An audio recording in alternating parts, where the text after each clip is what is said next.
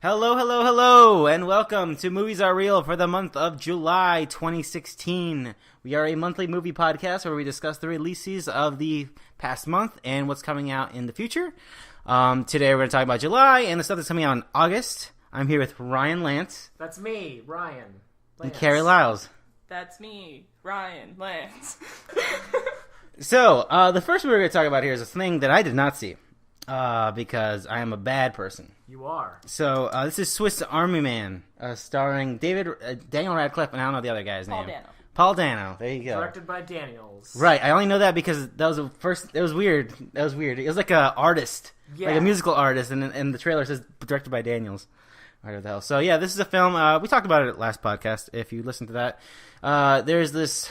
Actually, you guys can explain it better because you guys know a better story. So there's this dude who's about to kill himself. Yep. Right. The movie starts with that. He's trapped on a deserted island and he has no hope, so he decides to hate himself. But then he finds this corpse that washes up on the shore, and he's like, "Oh man, what's going on there?" Okay, because I wasn't sure if there was going to be any lead up to that moment. No, it in the really movie. kind of just like begins like that. There, like it's probably for the Doesn't best. Doesn't it, Carrie? I don't. Yeah. We watched it like exactly a month ago. So yeah, it begins with him on the in the trailers on the bucket, and the music is happening and he's humming along with it, and then almost kills himself, and then sees Daniel Radcliffe's corpse, steps off the bucket, almost kills himself while trying to avoid killing himself because he's curious about this corpse, and then hilarity ensues. Hilarity. Gotcha. Right. My favorite first joke was he sees the joke about this movie. Oh, Carrie, by the way, tell them about what we got. So we went to one of our favorite movie theaters. It's this really cool movie theater, and I don't know if that had anything to do with it, but we got our tickets, and then we were all presented with whoopee cushions. As a free gift. Yeah, because the main joke of the movie is like farts and stuff. Yeah, and there's more of a message behind that, I feel like, but don't laugh at me. Okay. but I like that they gave us the whoopee cushions because it's kind of like a prep thing. It's like, we're gonna disarm you because we're gonna get you to laugh at farts before the movie starts, and then we're gonna throw more farts at you. You think you're too good for a fart joke? You No. don't even know. Right. You gotta like kind of chip away at that wall. That fart. So the movie begins. Before the movie even begins, you're laughing because the whole theater is just filled with like farting sounds and people using their whoopee cushions. So it really gets you in the nice mood, the nice friendly atmosphere. Okay, but is the movie more than those cheap fart gags? Yes. Yeah, I think so. Because the way that I look at it, because after he almost dies initially, and he goes over and thinks that Daniel Radcliffe's corpse still might be alive, and then he's talking to it, and he's like, when my life flashed before, I waited for my life to flash before my eyes, and I didn't see anything. And so then he uses this corpse, and he's walking around with it, and then when the corpse starts interacting with him, he doesn't know anything, so he's like teaching him about stuff, using experiences from his life, and showing him how he's supposed to behave. So that's like, maybe that's how you could look at it, how it's him seeing his life flash before his eyes, but... Have we even talked about the main gag about Daniel Radcliffe? How he is the Swiss Army Man? Have we talked about that? Yeah, Daniel Radcliffe, the corpse. The role of a lifetime. He figures out that he's a Swiss Army Man, per se, when he's in a cave and he hasn't started talking yet, but the water like drips into his mouth overnight, and then the next morning he's just like a geyser, and he like pushes on his chest and water just spews out of him, and Paul Dano is just he becomes really the source excited. of water when he's a sort of human tool. Yeah. And then later he finds out that his erection is a compass to home, which is another gag. He's able to like use him as like a grappling hook by like putting stuff in his mouth and like launching. A lot of silly visual stuff that all like helps him get along. So the trailer alluded to some sort of that the background of these characters are important and there's some sort of connection between the two, or something like that. No, not really. No. Okay. Like it seems like the other guy who's gonna kill himself got his heart broken or something. Or I don't know what's going on. Yeah, basically the main guy he was in love with a girl, and that's all like part of it. And he wants to like get home so he can return to her, and then you find out more about the truth behind that relationship. Yeah, more details about that are divulged, so then you start to question his motivations, and you start to become unsure of what's really happening. And then near the end, I will say that this movie gets really strange. Yeah. Like when stuff happens and they throw in like stuff that you think like, oh, it's gonna go this way. Whoa, that's but then they don't do anything with it. And it's just Okay, gotcha. So are they on an island, an isolated island? Basically, he starts off on the island, and he tries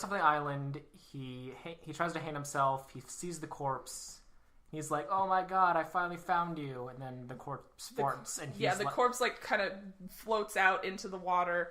And the corpse's name is Manny, I believe. After he says it after a few times, and then he starts farting, and then he realizes, and then he starts propelling himself with his gas. Propel him. And so then Paul Dano rides him like a jet ski, and then he wakes up on that's a the different cold island. open. The cold open is like he like lifts Daniel Ryan with the air as they're farting, and like that splash. He's like, "Whoa!" Swiss Army Man. Okay, so that's how you start a movie, Carrie. All right, so what is like? And so then they end up like just kind of like in a forest. And then the Okay. whole adventure is like them in the forest trying to get out. Oh, okay, So that that makes more answers- sense. that answers That your answers my question. They were on this thing and then they went through that thing. Yeah, they're only on the like Gotcha. small deserted For the island open. for like The a opening. minute and a half. Yeah. Gotcha. That makes more sense. All right, cool. So, I don't think I have any more questions. Was there anything that you guys wanted to mention about this thing? My favorite. I guess if part, it's ending actually good. Yeah. It sounds like you guys thought it was all right. We I went really with our liked it. friend Brittany, and she did not like this movie.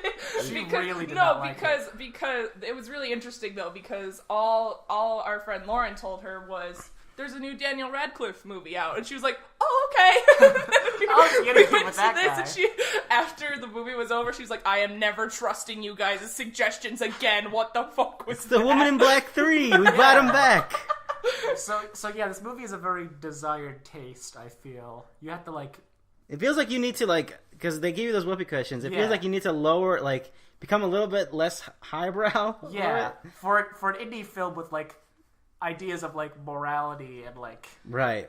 and other like themes of like Part of it is romance.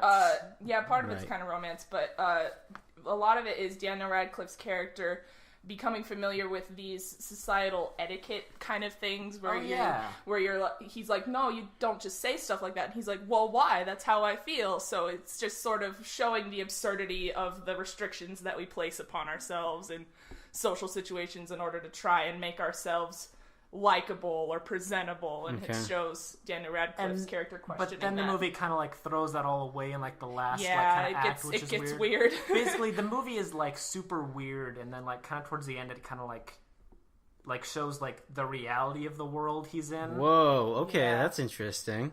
And with a great cameo from one of my favorite actresses. She does really. I'm not going to say who it is, Oh, but well, we already said who it was. oh yeah, but- Mary Elizabeth Winstead. She's in Oh. the movie. I didn't know that, but Gotcha. yeah.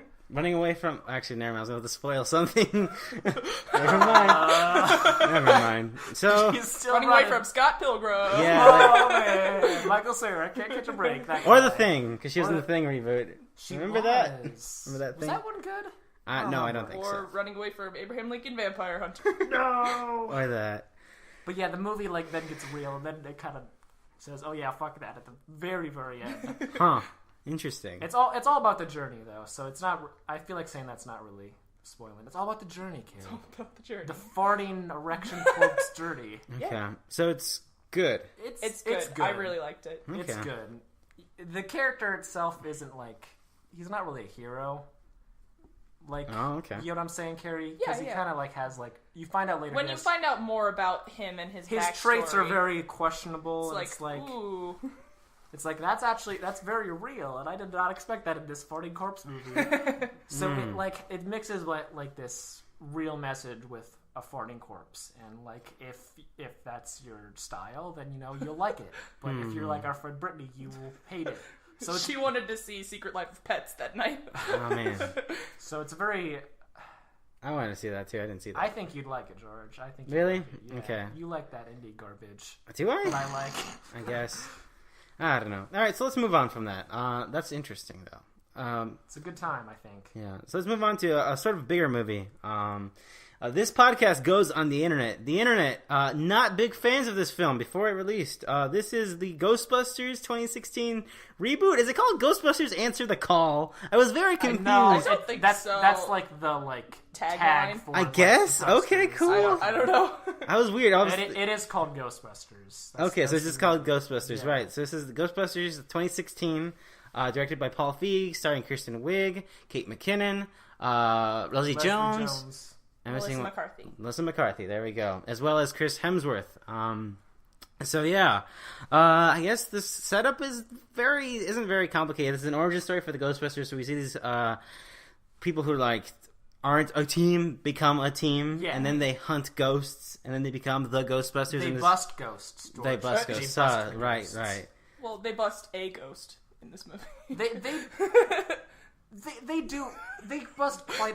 Do they bust more? They have- kill bust their a big lot of ghosts. ghosts. They kill a lot of ghosts. Not that we're bitching about that, but I guess when you think about it, they captured one, and then that one left, and then they killed it. Fucked up.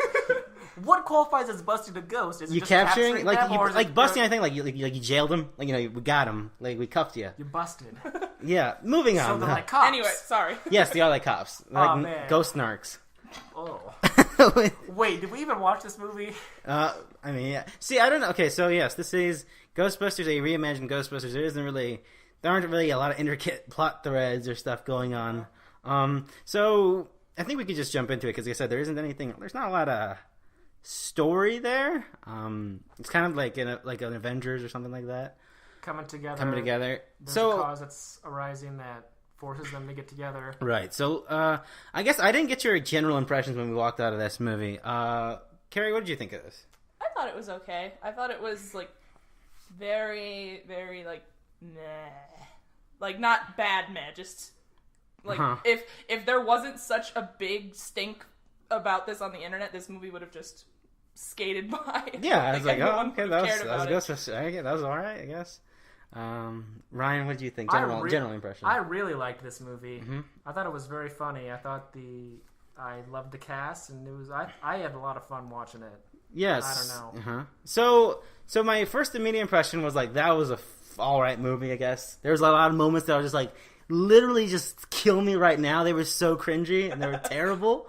And jokes that they just wouldn't let die. There's this fucking thread of the Chinese delivery dude and how he delivers this wonton soup to Melissa McCarthy's character. It's one wonton. And there isn't enough wontons. Yeah, every time it's just not enough wontons. And then at the end of the movie, she says too many wontons. And it's what the fuck? That wasn't funny. I thought that was funny. Oh, whatever, Ryan. Whatever. So yeah, but then I rewatched it recently again. You did? I did, and I walked away really, really fucking liking it.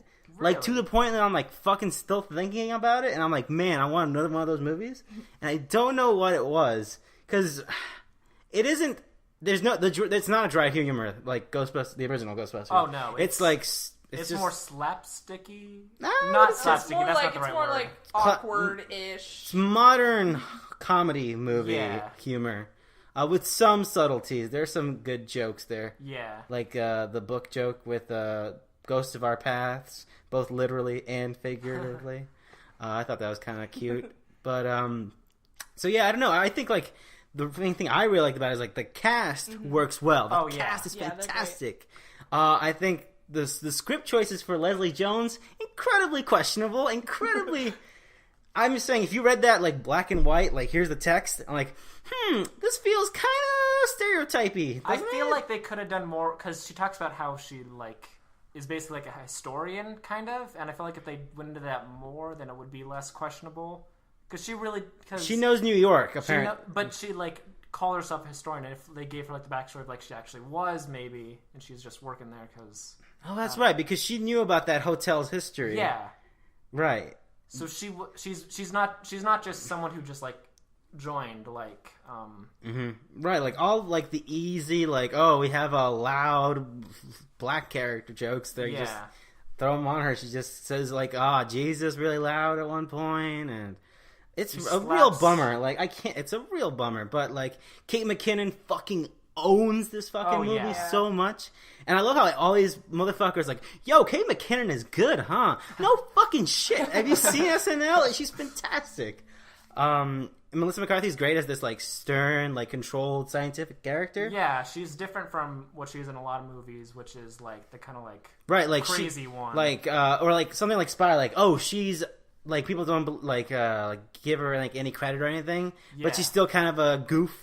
Yeah. There's like, no, she's not a goof. Not really. She's actually a scientist. Yeah. And like... And she's funny without being like a goofball, which I really liked. Yeah. That was my problem with like most movies, because she kind of like played the same character for the most part, and I really liked her in this, which I like. Kirsten Wiig plays a good fucking like quiet sort of like creeper character. Yeah. It kind of feels like an SNL character, kind of. A little bit, yeah. It kind of reminds me of the newscast lady who's I forgot what her name was.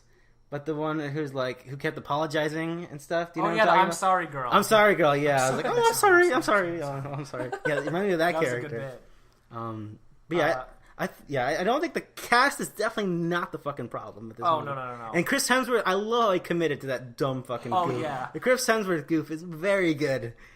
Oh, it's so good. Very good. My favorite one of his bits was like, here's me playing the saxophone, here's me listening to the saxophone. Yeah. It's like so stupid, it's genius. It's really I love it. fucking dumb. I feel like, I don't know, like, to me it reminded me of a Saturday morning cartoon, kind of. Yeah, and that's kind of what... It reminded me of the first two Ninja Turtles movies. Mostly the second one. Yeah. Not much of the first one, which had a little bit more seriousness. This movie itself felt a lot more like family. Definitely, it felt like a kid's movie. Ghostbusters, looking back, like I feel like maybe I shouldn't have watched that as a child. Yeah, that one's way more adult. Because doesn't a guy get a blowjob? Yeah, there's a ghost spectral blowjob from beyond the grave. Yeah. Man. I always forget if this man has no dick. Oh. But yeah. I guess, there's a queef joke in this movie, so, I mean. There is. And there's implied sexual harassment and stuff. I don't know, but that felt very toned. Like, I didn't... Yeah, it wasn't, I don't know. A kid could watch this and love it. And they are. Like, I feel like... Are they? I don't know. I don't know how else they're doing it. I've read a lot of stuff like little girls especially. I mean, I guess if people really did attach to it, especially like children did, we would find out on Halloween. Yes. Mm-hmm. That'd be good. Yeah. So yeah, like the character, like, would you agree, Carrie, that the cast is very good? Yeah. I also felt like the movie was very like polished. Like a lot of people didn't like the CGI, but I really liked it. It all looked very good to me. I thought it looked good, but I feel like the action sequences had no weight to them, and I just got kind of bored and I just kind of watched it. I don't know why. I guess. I don't know. I just remember, like the end credits, I love the end credits. I love the end credits too. I fucking love them so much. Stylized and beautiful. Chris Hemsworth is just like kind of dancing. Got that cheesy ghost song by fucking Passion Pit. Oh, it was so good. It's really good. Passion Pit. I feel like that really just showed like making this movie, everyone just like had a lot of fun. And they really just enjoyed themselves. Yeah, I think it's a fun movie. Like there are moments where I was like, I want to literally die, and they let a joke go on for way too long. But yeah, I think that's it. The story isn't really, like I said, there's not much to it. Just some guy summon some ghosts.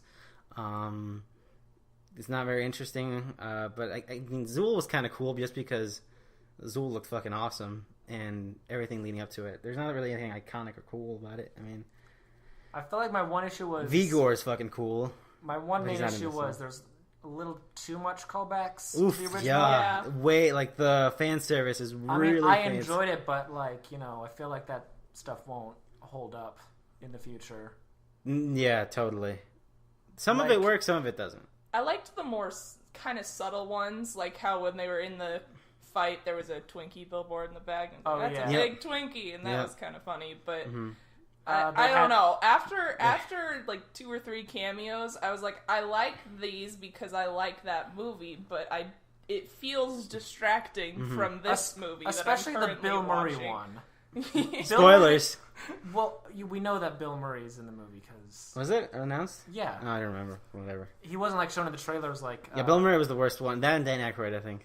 I liked Dan Aykroyd. I kind of like the issue with Bill Murray's is like he has his one cameo and you're like, that's funny, and then like he shows up again and you're like, why? What are you and then he disappears. When like you felt like they killed him. They killed him. They killed Bill. Fuck the old Ghostbusters. Exactly. We're killing them all. If anything, you gave the internet more fucking fuel to be fucking angry. Yeah, I exactly. honestly, well, I saw, was like, is he the villain of this movie? That would have been Yeah, hilarious. too. He's gonna be the. And I fucking... would have loved Yeah, that. he would have been better than the villain they did have. Oh yeah, I forgot The that villain guy. was just like a fuckboy, wasn't he? Yeah, he was totally just a fuck boy. And it's like, man, that feels too real for given this movie's some of its issues that people have with it. Yeah, Or also, at least some complaints people have against the people who complain. the pacing about was also weird. I wasn't really sure when it was leading to the end of it and when it was just going along. Yeah, it felt like there's got to be more. And Right. There was more. Yeah, I don't. Is there anything we haven't covered with this? The Fall Out Boy song is off. Absolutely, it's rough. horrendous. There is the classic in there. There's the a classic lot song of is there's a in lot there. of Ghostbusters music in this. There's is. 3 versions of Ghostbusters in this fucking movie. Yeah. The 2 are good. Like the one with like the all girl band playing Yeah. it. That was awesome. There's one with Pelotonix. The There's original one is good. There's one with Walk the Moon. Really? Walk the Moon sings the one in the beginning of the credits. And then there's the Fall Out Boy Missy Elliott. Walk the Moon's good. Walk the Moon's awesome. Screw yourself.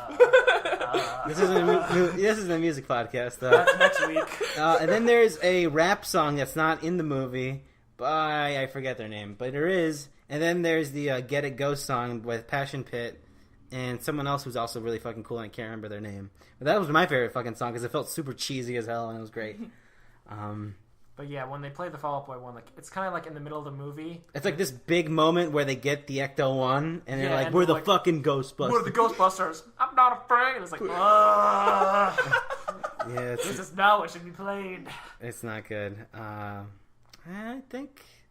think we covered it. I think it is. This is a good movie, and I want there to be more of them. I want there to be more of them as well. Yeah, I want more. I think it is. Yeah, it's good. Like I said, it reminds you a lot of Ninja Turtles too. I don't know. This is probably my favorite comedy that I've seen like this year. Probably I mean, has there been many? not a lot of What good comedies ones. have we seen? We saw Angry Angry Birds. Birds. movie? Sure. I'm not gonna say anything. I don't know. It's a lot of fun, and I feel like people should give it a chance and not boycott it for. Well, yeah, no, that's stupid. Yeah, that's stupid. Yeah. Because it feels like a love letter to Ghostbusters fans to me. Yeah, I guess. Because there's a lot of like references that are like fun and Yeah, but silly. that's also part of its problems. I It think, is so. too. Well, we'll see where it goes. Like, I feel like making an origin story is a lot easier because you get like sort of an energy of a thing coming together. Yeah. And then the sequel is usually hard to follow up, kind of. Yeah. Because now we just got now we have these characters. We gotta actually tell a story now. We'll see how that goes because, and sometimes if it really does feel like a kids movie, especially with they just keep coming up with new inventions out of fucking nowhere.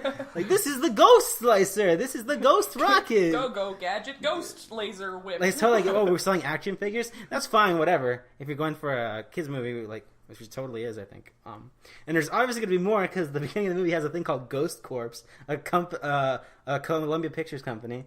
So they opened up their own Marvel Studios for Ghostbusters movies. The Ghostbusters expanded universe. I'm ready. Yeah, I don't know if that one movie is still going. They were going to make another Ghostbusters with a bunch of dudes. I don't know if that's still happening. That was read that wasn't a thing. That wasn't gonna happen? They like pitched that and they were like, no. I think, was that the Max Landis script? No. I think so. There was one. I know that he they did do a wanted script for Ghostbusters 3. I thought they worked that into one of the video games. No, that was one written by Harold Ramis. Oh. So no, it wasn't that. But I'm pretty sure 3 was supposed to be the Max Landis movie. Max Landis writes too many movies. You know. Or maybe there's no such thing as too many movies. I don't know. Yeah, for sure. I don't know. Let's move on. No. Okay. Following Ghostbusters, another big movie came out. Star Trek Beyond. Beyond This is the- Star Trek. No, it's still Star Trek, Ryan. We're not talking Star Trek Beyond. Star Trek Beyond is the third. I would have called it J.J. Abrams trilogy, but this isn't directed by J.J. Abrams. The reboot of the original series. That sounds right because that hasn't happened. So yeah, it's the reboot of the original series. Yeah. So this Star Trek movie is Kirk and his team are actually pretty far into their Like halfway through their mission to discover new galaxies and new life forms and all this shit. And then they they give the stress signal. They get out of there and their ship gets completely fucked. And then Kirk needs to save his crew and get the fuck out of there and stop this bad guy from destroying a nearby sort of satellite community thing. A snow globe floating in space is waiting to shatter. Yeah, a snow globe that was full with people and stuff. Yeah, it's basically like a man-made planet. Yeah, basically. before alien Idris Elba comes up and blows it up or something. Yeah. So yeah, general impressions. What did you guys think of this? I liked it. Mm-hmm. I saw it a second time with my mom, and Oh yeah, 'cause you like Star Trek. I liked it. I liked it. It was fun. It was a good time. George is the only human being on this fucking planet who fucking hates this movie. I know. I don't. I'm the why. only person. I came out, I was like, surely people don't like this. 90% Rotten Tomatoes. I'm seeing tweets like, oh yeah, that was fucking Star Trek. What? Okay, I guess. I don't know. So let's. I like Bones. Bones is funny. Is the best. Bones is funny. Bones, you gotta go clean the fucking toilet. Oh, classic Bones. That's my favorite line of the movie. Classic Bones. And that's one of my problems with, so yeah. Is your problem it's too, like, simplified? It's too like, hey, let's just, we have these characters who are kind of like, I don't know, they have goofs about them, right? Like, Bones is like a curmudgeon. Yeah. You know, Spock is highly logical to the point that it's hilarious. Yeah. Scotty is just kind of all over the place, and fucking Scotty. And Yeah.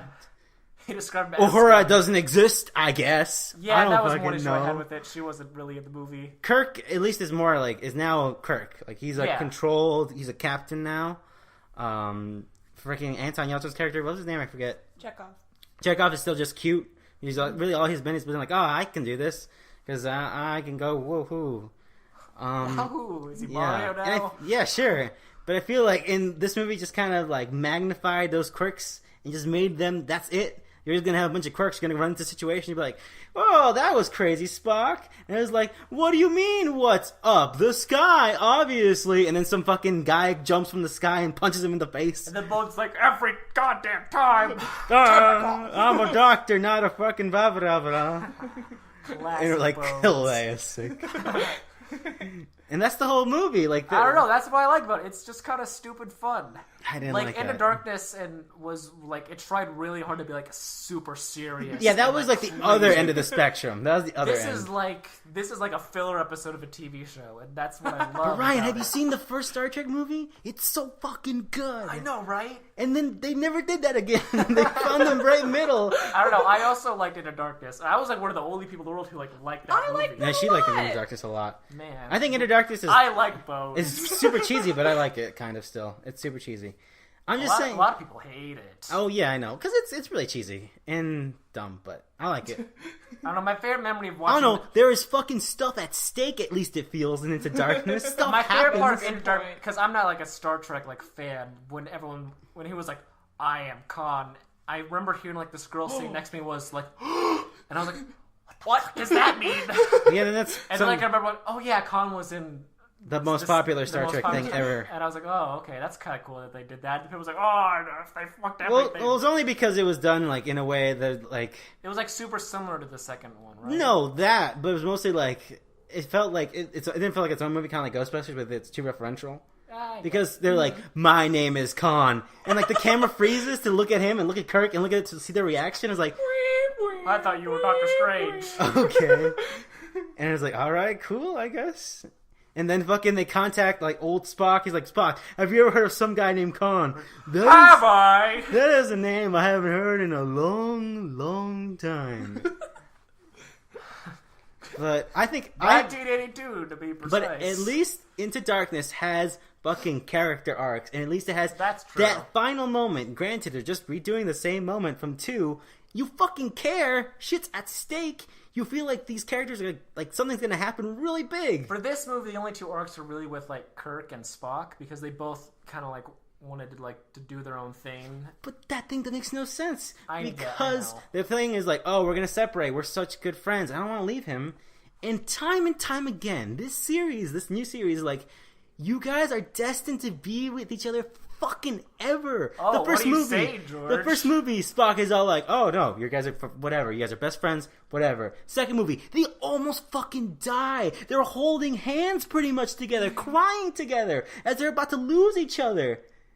What part of us is supposed to believe that they're just gonna leave to find a new fucking job? Kirk's like, I'm bored on this spaceship. Totally. I want to do something else. At least Spock has some actual motivations. Like, hey, we're trying to make this new planet. We could use someone like you because old Spock died because Leonard Nimoy passed away, and so they worked that in, which was cool. Yeah, that worked. And it makes sense. And then Kirk wanted to move on because he felt like he wasn't. He was just kind of bored. He didn't feel like he was living up to like his father's legacy or some shit. Even though his father was a captain for 2 seconds. Totally. Although his father did go on to be the God of Thunder, That's so true. maybe that's part of it. True. And I guess Chris Hemsworth's in the next movie, so he's probably gonna be another flashback. I don't fucking know. Or maybe another alternate timeline. But yeah, kids will love that. He's gonna be old Kirk. But yeah, what? Yeah, I totally feel like this is like a filler episode of the like. I know, but that's what I liked. I like it. I liked Jayla a lot. Oh yeah, sorry. Jayla was probably the best part of this movie. She's the same actress. I don't Sophia remember her name. Boutella. But she played Gazelle in Kingsman. Yes, and the one with the knife feet. She was my favorite part of that movie, and she was my favorite part of this movie almost. Right. Jayla's like this character. Bones. Right. So like this Idris Elba plays this bad guy who we figure out like kind of his motivations, I guess, at the end of it, and he's been like kind of been hunting for this weapon that the Kirk's crew unknowingly holds within them. Like they just think it's a thing. And he's been hunting for this thing, and he's been capturing other ships in search of it. So and, it's all a big coincidence, right? And Jayla was in one of those ships, and now she's stranded on that planet. She lost her family and stuff, and so she knows this planet very well, and she helps Kirk's team get out of there. And she's probably she's the best part of this movie. She's like dynamic, she's tough, she's interesting. I mean, it doesn't help because nothing else changes in it. So yeah, I liked her a lot. She's great. I don't know. I could definitely see her coming back. She will. In the next one. Well, yeah, Spoilers. They gave her an application. She has to go through the academy. Do you know how long Kirk spent in the academy? She has to pass that test that Kirk had a problem with in the first one. Because he's like, what the fuck's division? I don't know. I don't remember. Yeah. I like Bones. Bones is funny. Can we move on? I don't think there's much to say about this. I don't know. I really like this movie. I like Beastie Boys. I like how everyone was like, oh, they're just doing Guardians of the Galaxy, throwing Beastie Boys in there. But there's actually like a reason why Beastie Boys was in that trailer. I guess. It was fun. But it doesn't mean, I love that. Doesn't mean they were not aping Guardians of the Galaxy. It was fun, though. Which is what we heard they were going to do like a year or two before the movie went into production. I mean, that's how all movies work. I guess, yeah, sure, yeah, totally. It's like, oh, this was good. All I'm saying is directed by Justin Lin. This is worse than any of the Fast and Furious movies he's directed. What? Any of them. I wouldn't know that. No, you wouldn't. You wouldn't know a good movie. I say this is a fun movie, and if you like fun movies, you should see it. I want to turn off the lights on this fucking movie. Lights Out. You guys fucking saw that movie. Lights Out. So this is a movie produced by James Wan. Yeah. Of The Conjuring fame, not directed by him. It's a short film turned into a feature-length film. I guess the same director as the short film, right? I don't believe he wrote it though. I think it was someone else. Okay, so yes, the whole thing of this movie, there's some. You turn off the lights, and there's this ghost that comes. Ghost creature to haunt you. Diana, the ghost. And I guess that's the basics of it. Yeah, and basically it's them trying to find out what this thing is and why it's haunting them. Mm-hmm. So or stalking them, pretty much. General impressions, Carrie? You say you didn't like it. I didn't. I wanted to like it so bad. I was so excited for this movie because I loved that short, and the director, seemed so cool. Mm-hmm. We walked out very optimistic about this. And podcast. There were parts of this movie, like certain little like elements that I really, really liked, but overall it was just very PG-13 jump scare, weird writing, so it's predictable. Unbelievable characters. Is it predictable to the point of The Darkness, though? Oh god, this is wouldn't go miles that far. ahead of The Darkness. Okay, gotcha. It's not at that This level. is like, I would say like this is like as good as like a PG-13 horror movie could like be. Yeah. Without being offensively rare, bad? Without being like a rare gem or being offensively bad. Yeah. Gotcha. I think it's just like the borderline. This is what you should try to aim for this like kind of like more quotes gotcha. family-friendly horror movie. Okay. Yeah, because I mean, it's fine. So does it not do anything interesting with like scares the and lights stuff? with the lights and the scares? thing, it does do like quite a bit that's like interesting. Nothing that's like. I feel like me and Carrie's favorite part with the light bit was basically the main guy is running from the thing, and he has to run outside at night from it, and it's chasing after him, and he like goes under like. He goes under this stone archway thing, so there's like a foot wide strip of shadow, and she goes and attacks him in it, and he's like wrestling with her, and she lifts him up over her head, and then you just hear boop boop, and he turns on his car headlights, and then comes on, but then he's like floating there for a second, and then falls, so it's very Looney Tunes-ish, cool. But I liked that a lot. Good. It was really that was one of my favorite parts of the movie. That was so good. But otherwise, pretty safe, pretty predictable. Pretty safe, yeah. There was a scene where the main girl, there's lights that show off that like come on and off on her from her apartment. Yeah, she has a neon sign outside of her apartment that's for a tattoo parlor. Yeah. It goes on, on. Okay, that's cool. And then like as it's like off, she hears like scratching of Diane, and it's like, what's going on? And then like as soon as like she's about to hit her, the lights come back on, and she's like, whoa. Okay.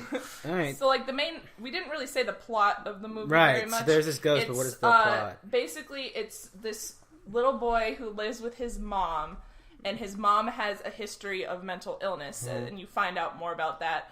And he's having problems in school where he falls asleep in school because he doesn't get sleep at home because his mom is always interacting with Diana while he's at home, and he is scared by that, obviously. And then his older sister, who is the other girl in the trailers, the one with the tattoo parlor sign, is at odds with her mom because she resents her mom for similar reasons that the little boy is going through now. So she gets in this sort of custody battle-ish, the beginnings of a custody battle with her mom to try and get her brother out of there because she resents her mom. Because she thinks the mom is just like being like crazy and like and being irresponsible and not taking care of her brother. Okay, she doesn't like understand like, oh, it's probably a ghost. Would. But then her dad left when she was young, so now she has abandonment issues, and then her mom kind of lost it a little bit. Right. But you find out that she had a history of it anyway, so it's just and the ghost only perpetuated it. Yeah. Yeah. There's some interesting story elements, but do we want to? Is there like any are the characters interesting at all?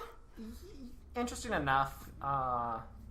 The main girl's kind of like this kind of like grungy kind of like, oh, I'm so hardcore, I smoke weed, look at me. Yeah, she's the type of character where they divulge most of her character traits by doing panning shots around her apartment. Like, oh, look at her Avenged Sevenfold. She's got posters, gotcha. And there's a bong, and she lives by a tattoo parlor, and her boyfriend she wears has a lip black. piercing. Whoa. So now very interesting of a character. I liked her, but they didn't really. The main guy, I think I liked him the most. He was charming. He was nice. I liked him. Because then she had abandonment issues, so she would never admit that they were actually together. And he's like, it's been 8 months. And she's like, oh. It's like that. And he would like try and stay the night, and she would never let him. And he tried to leave a sock there, and she threw it out the window at him. So there's some cute stuff like that. It does more than like a darkness would. Yeah, exactly. In terms of like the relationships between the characters. Yeah. Man. So, let's see. Is there any like the climax? Is it any interesting? Because a lot of the times these fucking movies kind of just end, and there's like not really anything interesting. My issue with the climax is they kind of like set up how they will kill the ghost. Right. Basically, like you saw in the trailer, like she has this dark light, and basically black light, yeah. And that basically becomes like the key to like, oh, this is how we'll stop her because for some reason she doesn't disappear in that light. But you can, it's like see a different her. Frequency of light or something. So they turn on the black light and they see her, and then they can interact with her because they see her, and then they can like trap her and use light to hurt her. Yeah, use regular light to like it like burns her. And by the way, we'll spoil it a little because this movie is more about the ride. I feel it's all about the journey. It's all about the journey. But yeah, Carrie, how would you describe how the demon looks? Oh, well, she's not a demon. Demon, I guess. How does Diane look? Okay, see, this is when I got confused. Carrie, hurry! Because they were going through with the blacklight, and there was that mannequin sequence that you see in some of the trailers with all the mannequins with obfuscated faces, and they're like all melted and stuff. It's like, oh, what happened here? And then there's one that's facing away from you, and you just see the hair, and then it goes and turns around, and it looks like a zombie. It looks like an Evil Dead. Yeah, it zombie. looks like first Evil Dead zombie. It looks like the one in the Dead by Dawn, that one.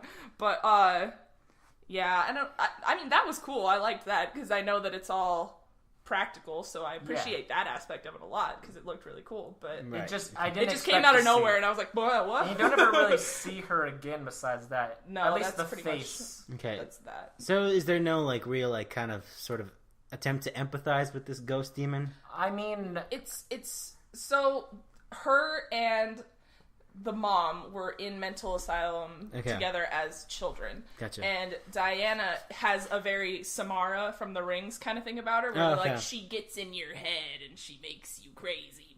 So she kind of got in the mom's head and convinced her that they were friends and that the mom needed her and that they were dependent on each other. And so when the mom was getting better, Diana would get in her head to make her worse, so she would stay at the mental asylum longer. And then because Diana has the thing where it's similar to the others, Nicole Kidman's children in that movie, that they have an aversion to light. Sunlight reacts badly with their skin, and so they do some experimental light testing on her or something. And she just gets fried and turned into a chair stain. And, That's true, though. It's like an outline of a body on a chair. It's like, I guess she's gone. But so then she's pissed, and then she comes back to the mom, and she's like, we're friends, you have to help me.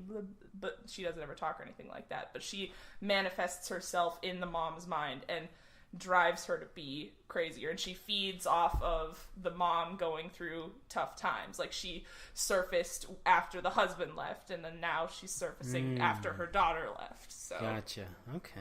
All right. So yeah, it plays with her mental like illness. Basically, like when she stops like taking her medication for her like depression or like bipolar or whatever she has. Yeah. Basically, that's when like she comes out, and then she also makes it worse. So it's like this non-stop like, it's just going to get worse and worse unless she keeps taking her medicine. So there's like this theme of like mental illness, which like is interesting. Not a lot of horror movies do that, and I feel like they did like a good job with that, because the sister like doesn't like think she's responsible because of her mental illness and interesting stuff. But then like the ending kind of like takes that whole like idea of like, I'm better, because she starts like kind of arguing with Diana like, hey, I don't need you, you're making everything worse. So you think that she can will herself to get rid of Diana by just, like, I don't know, working through it? And then as she's doing that, they just also discover, we can use the blacklight and a normal flashlight to kill Diana. We got this. But then... Well, it's hard to do this part without divulging that the cops show up at one point because when the boyfriend leaves, does the car thing. He goes to get the cops, and there's a moment where the girl's like, he wouldn't leave, would he? And so then you're like, oh no, someone else abandoned her. But then he comes back with the cops like a hero. And then the cops try shooting. This is my other favorite light thing that they did. I forgot about that. The cop tries to shoot Diana, and the house is completely dark because the electricity was cut for whatever. And because Diane did it. Yeah, basically. And he shoots the gun at her a couple times, and the flash from the gun, like, she appears in that, like, lunging at him, and that was really cool. I liked that a lot too. But so then the mom Diana kills both the cops, and all this shit happens, and then the mom earlier was like, she can't exist if she doesn't have my mind to exist in. So she's like, I'm gonna kill myself. And then it's like, whoa, no, don't do that. So then she... That's the opposite message we were building up. So then she was gonna... then Diana stopped her from doing that. And then at the height of the movie, she picks up the gun and she's like, I'm saving you. There's no you without me. And she shoots herself in the head. And then Diana disappears. And it's like, that could be... I literally was in the theater and my mouth was agape. I was just like, what? because I did not think they would do that. Yeah, it's not. And I kind of appreciated it just because it wasn't expected. Right. So that was the only thing that So wasn't was there no predictable, but- final dumb fucking jump scare? No, there Okay, wasn't. well, that's so kudos. it showed that much restraint. All I right. like that. This movie did show a lot of restraint. There was a lot of jump scares, and I only noticed that because I was sharing a pod with a stranger, and she jumped at every single Oh, thing. gotcha. But, I don't know. I feel like it was done well with good intentions, and I really like the guy who directed it, and I like his work. So I would definitely watch this again. I would give it another chance, because, I don't know, I still liked it. It had its charms.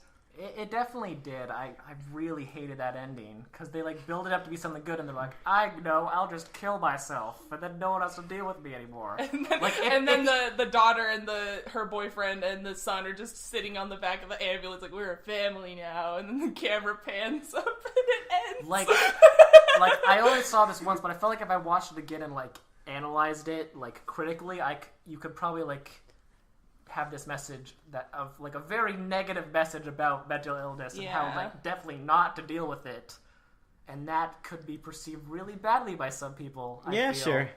Especially people who like deal with that severely, and I really don't like that. And I don't think this did it on purpose. I think that was like, oh, it was going for like a whoa ending. I think. But you could interpret that very badly, I feel. This movie also did one of the things that I always just roll my eyes at is when the evil person is so evil that they just start writing about all their evil things on the walls.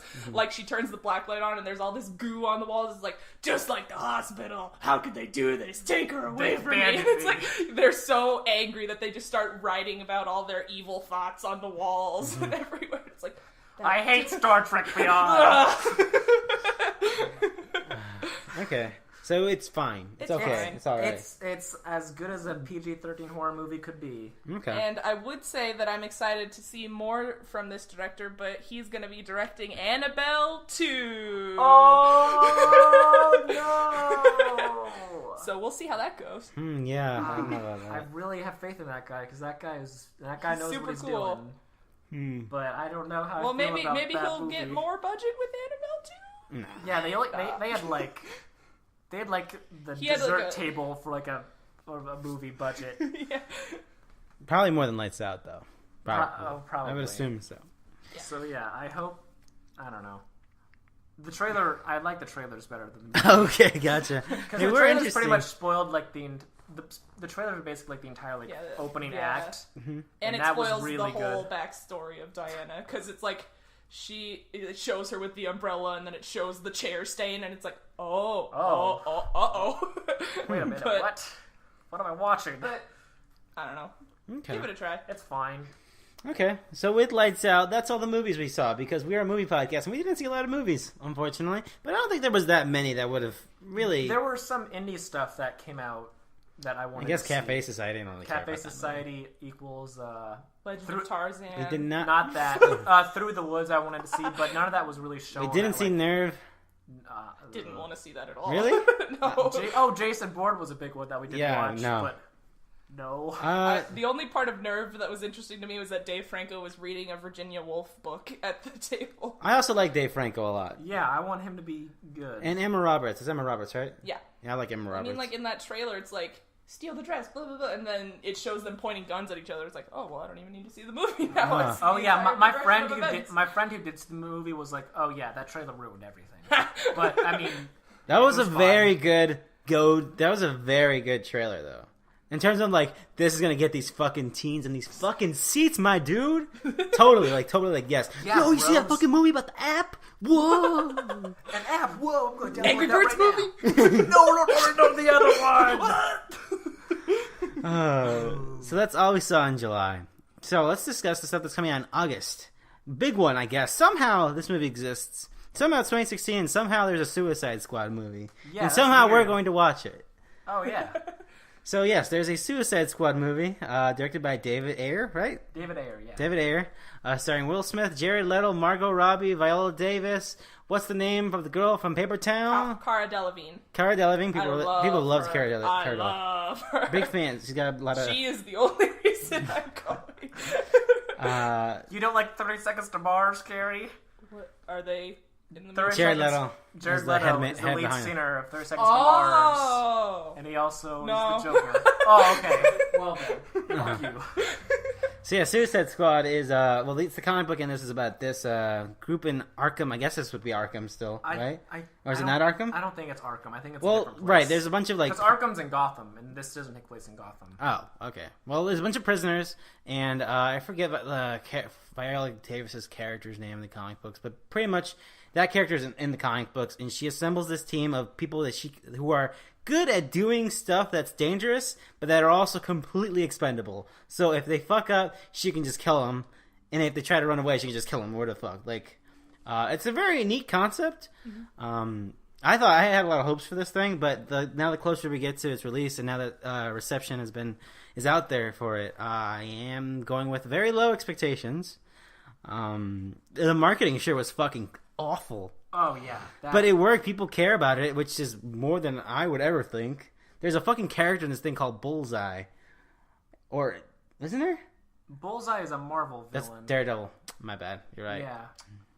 Killer Croc is Captain Boomerang. Captain Boomerang. Captain I was like, something Boomerang's who stupider. Oh, that's better. Yeah, something Captain stupid. Boomerang's who you're thinking about. Captain Boom. Is Killer Croc in this? Killer Croc isn't it? Killer Croc. Killer Croc, Like, Katana, Slipknot, whose power is ropes. His power is The ropes. most loneliest day of my El life. Okay, yeah, stop. there's some Mexican guy named El Diablo, El Diablo. or Hispanic guy named El Diablo, Yeah. which is just great. Thanks. Yeah, his power is fire, and there's a bunch of Because he's El Diablo. yeah. El Well, Pollo Loco. they didn't have Who like does, the budget who does for Cara Delevingne play? Enchantress. Enchantress. She's the woman who I'll has say. demon powers.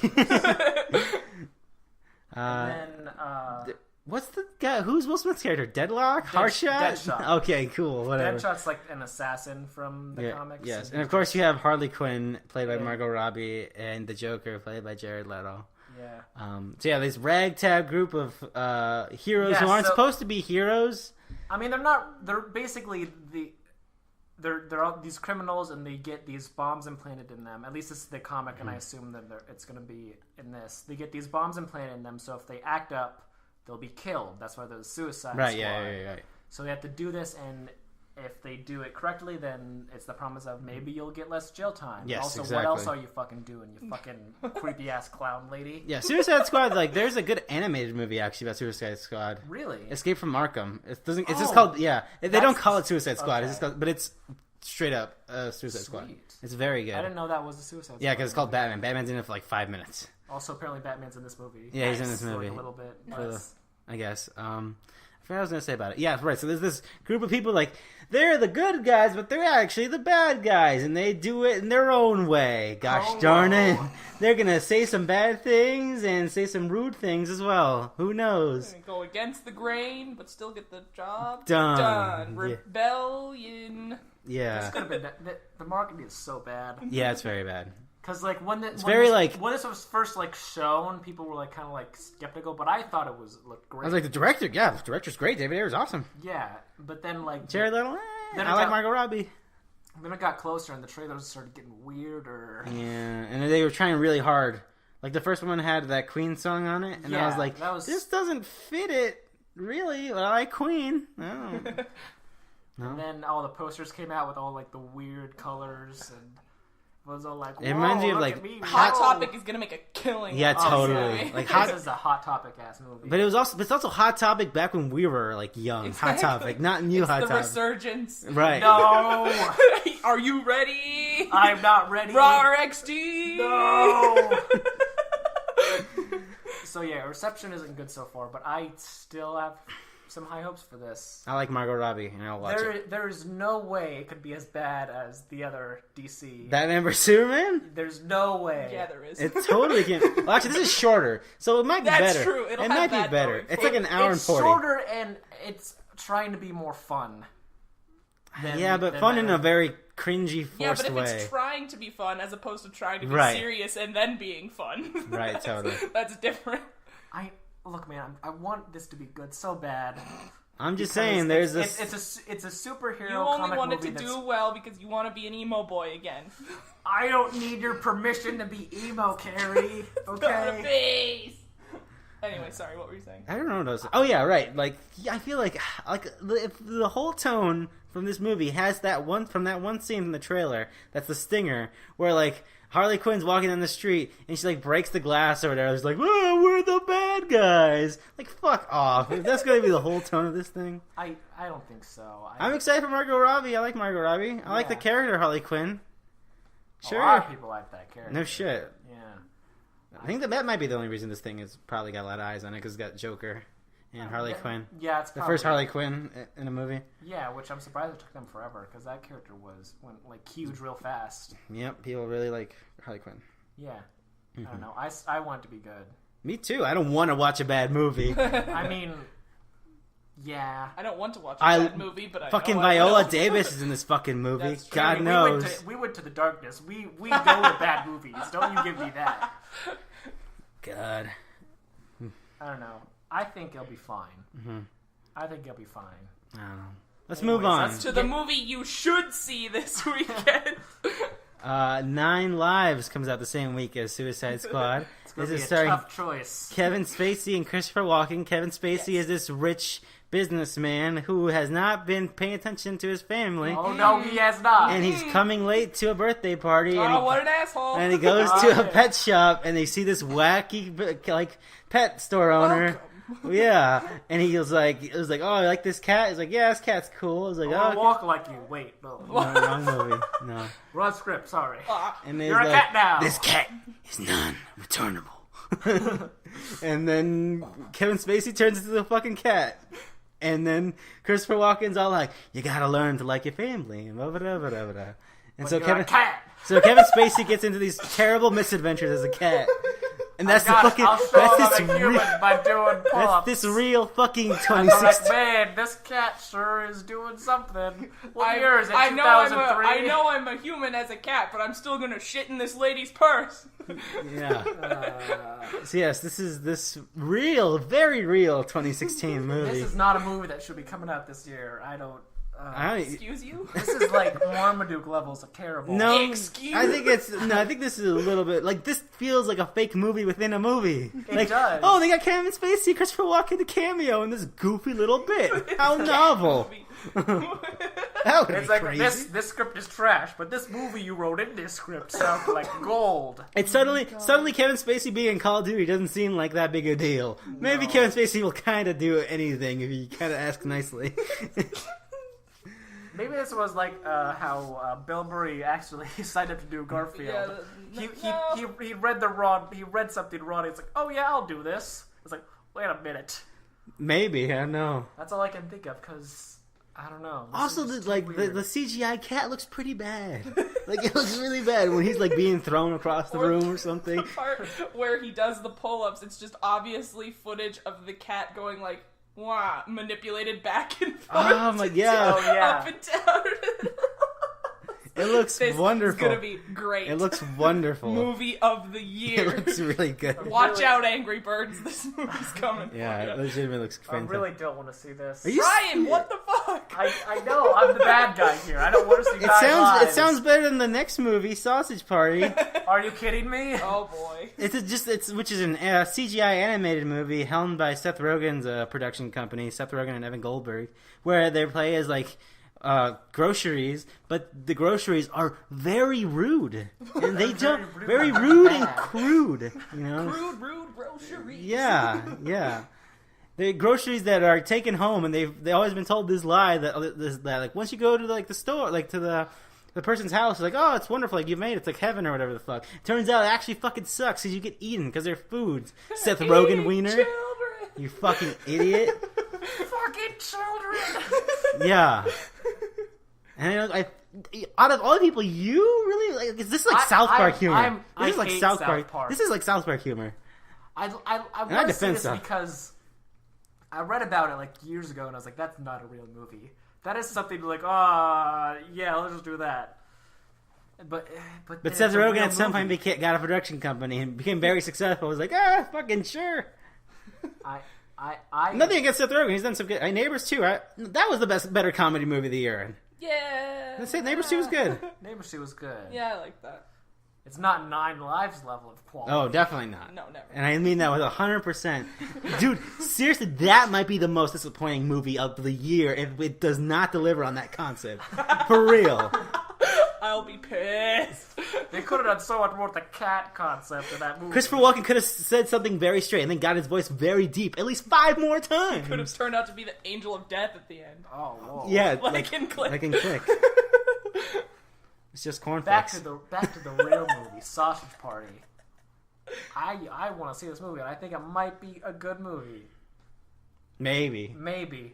Anything could happen. Sure. I didn't think STD Ghost movie would be good. But that turned out to be Yeah, brilliant. that's true. That's true. Yeah, but Although I'm not comparing this to that. But well, yeah, you just did. Damn it! I did! Look, man. I just don't like that our main titular character... Well, not titular, I guess. There's no... Sausage. Well, no, yes, it is. Titular. The titular sausage is a sausage. I don't want a sausage for a hero. I don't... Hot dogs are kind of gross. A phallic fucking thing the entire fucking film. Are you telling me that this movie is going to And have Seth a bunch Rogen of is- mean jokes? Yeah, instead they're going to say a bunch of rude and crude things. Anything's possible, man. This could be the movie that we're like... Who else is in this thing? all of his friends, basically. Michael Cera, Danny McBride. James Michael Franco, Cera as probably. a... James Michael Cera Franco. as a vegetable or something does sound pretty funny. Yeah. He'd Like- be a stick of celery. Yeah, that sounds pretty Michael funny. Sarah-relly. I He's the tried. one some sort character of, like- that they had to do that with. Or like asparagus or something. I think Selma Hayek, Christian Wiig. Yeah. Just like a whole bunch of comedy people. Speaking of James Franco, Dave Franco. I prefer Dave Franco. I like Yeah. Dave Franco. Dave Franco's good. Can we move on from this fucking movie? I guess. Here's a movie that Carrie really wants to see. I think it's immediately interesting because it has our fucking national fucking treasure, Yeah. Meryl Streep, Yeah. Florence Foster Jenkins, which I know nothing about this story. It Yeah. So do I. seems like she is like some sort of person who's like she has wealth and stuff, and she's old, but she's always wanted to be like a singer, but she isn't very great. When she was trying to practice to become a singer and stuff, she like had like some sort of like paralysis or some sort of Yeah, thing. something with her fingers on the Yeah. piano, if I'm remembering the trailer that I've seen once. But she has a fucking heart of gold. Yeah. And it This wins movie- everyone over. This movie is giving me very, like, as far as Meryl Streep's characterization, Julie and Julia, when she played Julia Ah, Child, yes. it's giving me that kind of vibe, and then the story is giving me very Eddie the Eagle vibe. 'Cause Oh, it's like, yeah, they're okay. like, he's not good, but we love watching him because he Yeah, thinks he's good and he's yeah. having fun. So, I Huh. don't know. That's probably the best way to describe that movie. Eddie Man. the Eagle meets Julia Child. I haven't thinking about Julie and Julia in a long fucking time. Was that movie good? I can't remember. It was Amy Adams before she blew up, I believe. I liked it. It had Stanley Tucci in It it. did have Stanley Tucci. Yeah. That was good casting. Yeah, I always say I'm gonna watch this Meryl Streep movie and like ex Meryl Streep movie, and I never do. I don't know. Do you think you'll actually watch this, Carrie? I don't know. Probably not. I might go with my mom. That might be a me and mom movie. And it has She would like that. what is his name? Fucking not Hugh Grant. It does have Hugh Grant in it, but one of the actors from The Big Bang Theory. I don't. Oh, never Yeah. mind. Yeah, you didn't recognize him? The Sheldon guy? Yeah, Sheldon. Oh, Well, now I'm definitely not seeing this movie. Jim Parsons. Yep. No, not Jim Parsons. Sorry, Oh, not Jim Parsons. not So Sheldon. it's not Sheldon. Not Sheldon. No, What other character is on that show? I thought it was just Sheldon. no, it's not. Bazenga. Yes. Ha! I'm sad now. I don't know. Yeah, but yeah, that's a movie that's coming out. Kubo and the Two Strings is another movie coming out, an animated movie. This is I think this is the 4th Laika movie. Laika, of course, creators of Coraline and Paranorman, and not the Book of Life. The Box Trolls. Yeah, the Box Yeah. Trolls. Laika being like fucking... Laika's always great because they're like the claymation studio that makes these long feature films. Coraline, I wish I liked it more than I did. I like Coraline a lot. I like its aesthetic, but I just don't like the story. I like everything about it except the story. I felt the same way about Paranorman. I was like, Paranorman rocked. I love Paranorman. I didn't like that very much. I haven't seen that one, but I read Coraline in middle school. And Coraline's a fucking phenomenal when book. I saw the movie, I was like, yay! And it was a little different, but I was still like, yay! Yeah, it feels Neil Gaiman esque. Yeah. And I didn't see Box Trolls. I remember people didn't like it, but it was still nominated for an Academy Award because it's fucking Laika, because they're the fucking team making animated movies with fucking clay and shit. But this looks a lot cooler, I think. It's sort of really excited. Yeah, it's sort of like an epic.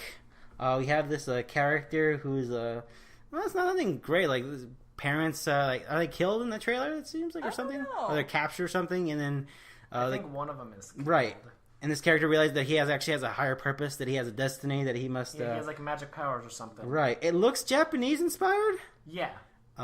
Which is really cool. I think it's a way better aesthetic than like the Box Trolls, which look kind of European, which I wasn't digging a lot.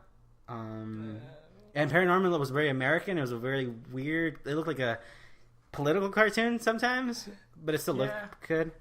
I think like since Coraline, I think visually this is the best, like most appealing movie. I think. Yeah. The most striking. It looks striking. It's beautiful. I'm really excited whenever we get this trailer because I just love watching it. Yeah. I hope it turns out well. Because Paranorman is good. Box Trolls people don't like. And I thought, all these Laika movies, I wish they were better than they actually are. Personally for me. Mm-hmm. But I'm glad it exists. That Laika's still doing stuff somehow. Yeah. Do you have nothing for this, Ryan? No, I don't know. He's got 2 strings. I don't care about this movie. He's got guitar power. Yeah, it's got he's a guitar hero. What's her name? Oh, now I'm sold. Charlize Theron. Really? Yeah, Charlize Theron's the monkey who's like, you have a hardy destiny. And then Matthew McConaughey's some like samurai bug. Oh, and George Clooney. No, I thought it was George Clooney. Oh, maybe it is. Yeah, that was George Clooney. Matthew McConaughey is in that though, right? I don't know. I'm not sure. Because I just remember the bug talking, and I was like, yeah, it's George Clooney. Yeah, you're right. Yeah. So that's pretty damn good cast, actually. So yeah, I don't know. I'm excited. I hope it turns out well. Ryan doesn't care about anything. I'm sorry, George. There's a movie I do care about. Not really. No, there's a fucking Ben-Hur movie coming out in the year 2016. I didn't fucking know this until we saw a trailer for it. I was like, fucking what? Okay. This year is the year of late and weird sequels and reboots. It's like, we got Through the Looking Glass. We got Bad Santa 2. We got There's a new Tarzan movie coming out, I guess? We got Ghostbusters. We got Triple X2, The Return of Xander Cage. That's 2017. I know, but we're finding out about all of them within the span of like 3 months. It's in January. So I'm pretty sure that I got filmed like in a month or something. Yes. But yeah, I just put this on here because it's a thing that's happening. And I don't fucking... What is the thing? Why do we need to remake Ben-Hur? Seriously? You're okay, cool. Morgan Freeman. Oh, right. Oh, my God. Morgan Freeman is in this movie, continuing the fucking cycle of Morgan Freeman, just fucking taking whatever you throw at him, really. After Lucy, his agent's like, just fucking do whatever the fuck. I don't fucking... That sounds fun. Sure. The human brain is only Look fucking... Look at how much money they'll give you. I was like, yeah! You want to be the president while fucking Gerald Butler's fucking blowing shit up and shit? I still need to see that movie. Do you? Yes. Man. My favorite thing was like, there's like some politicians tweeting out, I was like, yo, man, this movie's fucking woke as fuck. This is what happens. Like, what are you fucking talking about? Oh, man. Anyways, Don't Breathe. Is it called Don't Breathe? Yes. Okay, so this is a horror movie I'm fucking hyped for. I'm really excited for. I can't remember the director, but the producer, it's Sam Raimi's production company, Ghost House, which they haven't put out something in a while, actually. Yeah. They used to put out, like, just shit all over the place in the early 2000s with shit like The Grudge and Skeleton Key? I want to say they put out Skeleton Key. Oh, my God, I haven't thought about that movie in a while. I know. So, yeah, the premise of this movie is there's this dude in this house who, like, is blind. These two characters go into the house, but I can't remember what's the motivation. The girl is in a bad relationship with her family, and she wants to leave. And her sketchy boyfriend or friend, it's unclear, finds out that this old man is sitting on like $300,000, right? And all they have to do is break in, get the money, and she can move away. She can get out of there, right? And the dude is the dude from the Goosebumps movie. Yeah, not Jack Black. That's the movie. But yes, it looks like this super tense, like super original concept. Yeah, it's really exciting. They go in there and they're like, "Oh, this guy's blind. Should we feel bad?" And they're like, fuck it. We'll just rob this blind man. Just because he's blind doesn't make him a saint.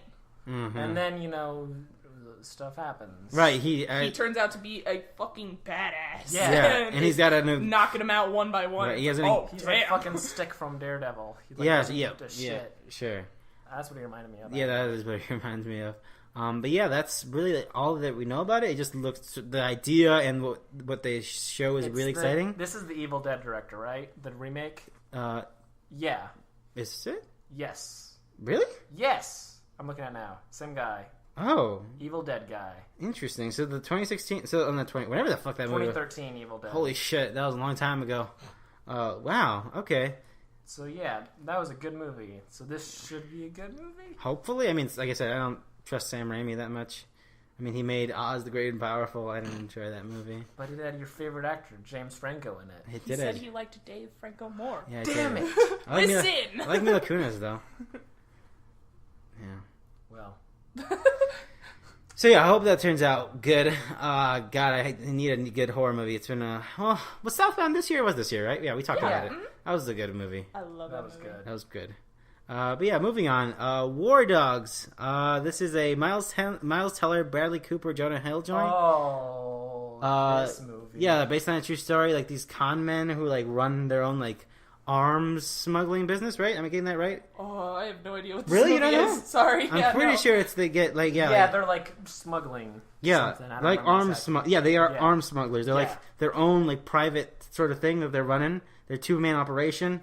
And it's a true story. These guys like became super fucking rich doing this thing. Yeah.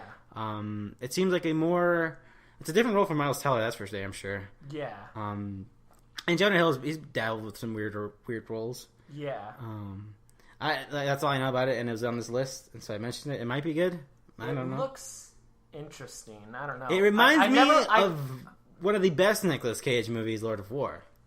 Oh. This is a damn good movie. I like Lord of War. You like Lord of War, Carrie? I haven't seen it, but I have heard good. I'm sorry. I prefer the good Nicolas Cage movies. Right, the good, bad Nicolas Cage, not the actual good Nicolas Cage movies. My favorite Nicolas Cage movie is still Face Off. I have yet to see anything that fucking movie. And Left Behind is garbage. Yeah, it's not that. Yeah, it's not that good. It's just bad, like bad movie. That one's harder to watch because you can tell that Nicolas Cage isn't having as much fun as he does in some of his other movies. He also isn't in that movie enough. He needs to be in all of that movie. Leah Thompson was in that movie, wasn't she? Jordan Sparks is in that movie. Yeah. Wow. Let's talk about this movie more. So yeah, that's War Dogs. Guess no one remembered it was a thing coming out. Nope. So yeah, another movie is coming out that I heard good things about, and I saw it on this list. It's a documentary called Lo and Behold. It's directed by a very good documentarian. It's about kind of like the internet. Like it starts off with like talking to this guy who was like in the process of building like the first machine that would like create like a sort of internet thing. And that trailer's really funny because the man seems like, man, we were really onto something. We were thinking we were gonna make something great and all this stuff. Like he never explicitly says, "Yo, the fucking internet sucks. We were gonna fucking do cool shit. What is this garbage you guys are doing with this thing?" But it's just a interesting look at internet. Yeah, that's all. It's thrown out. It's the thing. I don't know anything about it, so yeah. And I mean, documentaries. I feel like everyone just watches documentaries. Oh, it's on Netflix. Someone told me this was good, so I guess yeah. So this is a fucking movie that's coming out. Kingsglaive, Final Fantasy 15.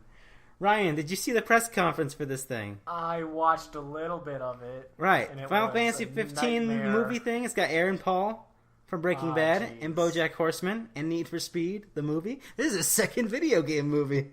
Oh no, Aaron, what are you doing? It's got Sean Bean. So he's probably going to die. Actually, I know he's going to die because the game pretty much sets it up that he's going to die. Is the game out yet? No, it comes out before because it comes out in September. This comes out at the end of August. So this is what every Final Fantasy fan needs to watch before they play Final Fantasy 15. Then Ryan, you're telling there's an anime here. There's 2 mobile games for this thing. There's like probably like some sort of like Cracker Jack fucking comic strip or fucking I don't know. But the last few games haven't been very good, George. Why are they setting this up so much? Because they spent a lot of money on the development of this fucking video game. No. So they're like fucking double or nothing, motherfucker. Here we go. They made an Audi specifically for this movie to be there. I don't fucking know. Can you drive it? No. Can you win it? Probably not. So I don't know. I was about to start talking about the plot of Final Fantasy 15, but I don't fucking know. There is this king, and then someone tries to overthrow the king, and then Aaron Paul's like, no, fuck that shit. And Lena Headey from Game of Thrones is all like, I'm here, I'm important. I don't fucking know. And it's gonna look like it's just gonna be like good old anime time, but in CGI. It's gonna look really pretty. That's all I know about this movie. Man. I'm trying to imagine what Final Fantasy is. Cause is that the one that has the guy with the big knife that he... Yes, that is Cloud from Final Fantasy 7. If you think of Final Fantasy 7, that's what I would imagine you think. Yeah. Okay. I mean, well, it's hard to... Every Final Fantasy game is a different thing. Character and story, so it's difficult to really... Yeah, like, what is Final Fantasy for someone who doesn't know, like, really? Like, I don't know. It's RPG. They're all RPGs. That's all right, I know. and so that's the weird thing about making a Final Fantasy 15 movie about this game that you haven't played yet and you don't know about it. Yeah. It's bizarre. Like, we made this really fucking expensive movie for this game and these characters you have no fucking idea about. But hey, it's got Aaron Paul and it's got Sean Bean. Is he gonna die? I don't know. Maybe. Who knows? Yes. So, I don't fucking know. Moving on. So, this is probably the most... I always look... Like I said, I look through this list of stuff that's upcoming, and there's always stuff that catches my eye. This thing is probably the weirdest fucking thing. It's called Southside With You. It is the story of how Michelle Obama and Barack Obama met. It is a movie chronicling their first date. It's a romance movie. And it looks fucking adorable. Apparently it did well at Sundance. Really? Yeah. It's just like Barack Obama works at this, like, ice cream job or some shit or whatever the hell. And he seems like a guy who's got no, like, he's a fucking, he's never gonna amount to anything. What are you doing wasting your time with this Barack, whoever the fuck? Barack Hussein Obama. A lot of people forget the middle name. It's very important. Yeah. Shut up. I will take you to Pound Town. Yeah. Wow. You went for it. Yeah. Like, there's a scene in this fucking trailer when they're fucking eating ice cream together, and they fucking go in for a kiss and all this shit. Like, it's so fucking weird. Man. And, like, it looks fake. It looks like an SNL joke. Like, Barack Obama was on SNL for that week or something, and they made, like, a digital short. So, I don't know. This is a movie that's coming out. Nothing you guys I would see it. I would totally fucking see it. I don't know if I love them. They're adorable. Yeah, they're great. This sounds adorable. It sounds really good. It's outside because it's in Chicago. Yeah. Ryan, you got nothing to say about the Barack Obama movie? I would see anything with Barack Obama in it. I mean, Barack Obama is not in the movie. He's not playing himself. Maybe at the end of it, like they like flash cut to the future, and then there they are. But and he was all like, "That's how I met Michelle. See our next movie where." And it just cuts there. Yeah, sure. Yeah, I'm interested to see. Like, the actor doesn't capture like that. Like Barack Obama, that tone you're making, yeah, like that. Like, my voice. Americans have been really, yeah. I will kick your ass at basketball. That kind of joke. So you would imagine there's going to be like a very good speech or two in the movie, probably. Yeah, when he's telling Michelle, like, you should give me another try. Yeah, like he does something stupid. Like, I don't fucking know. I don't know. He has a jukebox outside her window. Like Michelle Obama has like this very. So yeah, I don't know. That all happens. That's all confirmed. Yes. You spoiled Sorry the for the movie. spoilers. Mm-hmm. But yeah, it's not. Yeah, it's a weird romance movie. Like, I guess sure, cool. That sounds interesting. I don't know. It's just bizarre. It's just weird. But yeah, I'm surprised this is the first Obama movie they would make. Kind of, because like there was a lot of talk, like I feel like a while ago, where people were like, probably, the story of the first black president. There should be a movie about that. And then Will Smith was all like, I want to play that. Of course, because goddamn, the motherfucker's thirsty for an Oscar. Jesus. So I'm surprised that this is it, or not, or maybe I'm not surprised. I don't know. I just didn't expect this to be news that I would get when I walked into his house today. Me too. Right, there's an Obama movie. I was like, what? Why are we not seeing that? There's a Barack Hussein Obama movie? Oh, man. But yeah. Barack Obama and Michelle Obama are cute. I'd watch a cute movie about them. Sure, why not? Yeah, if I got the opportunity to. I don't know. It sounds like it's a small release, so I don't know. And the last movie here, the most important movie, y'all remember The Mechanic? Nope. It's easily to confuse with Crank or The Transporter, but it's a Jason Statham. I don't know any of those either. It's a Jason Statham movie where Jason Statham is some fucking like unstoppable motherfucking badass Jason Statham? Yeah, typical Jason Statham character. Except not as crazy as Crank. Those movies are fucking bananas. But yeah, they're making another mechanic movie, and I wrote it down on here. And that's all I got for you guys. What a way to end this. Yeah. What are you guys looking forward to most this month? That way we don't end this with the fucking mechanic. Suicide Squad and Don't Breathe, probably. 9 Lives. For sure. 9 Lives, Don't Breathe. Yes. Because I don't think I'll realistically watch the fucking Obama movie, because it sounds like it's such a limited release. Yeah, I felt like everything that I like really wanted to see like this month wasn't released. I said that earlier, but like Cafe Society equals Through the Woods. I wanted to see all those, and that stuff did not come out here. This might be limited release, but that Daniel Radcliffe neo-Nazi movie is supposed to come out this month. Where Have you heard about that, he's a FBI agent, goes undercover to take down radical right-wing terrorist groups. So he infiltrates this group of neo-Nazis. What's it called? Imperium.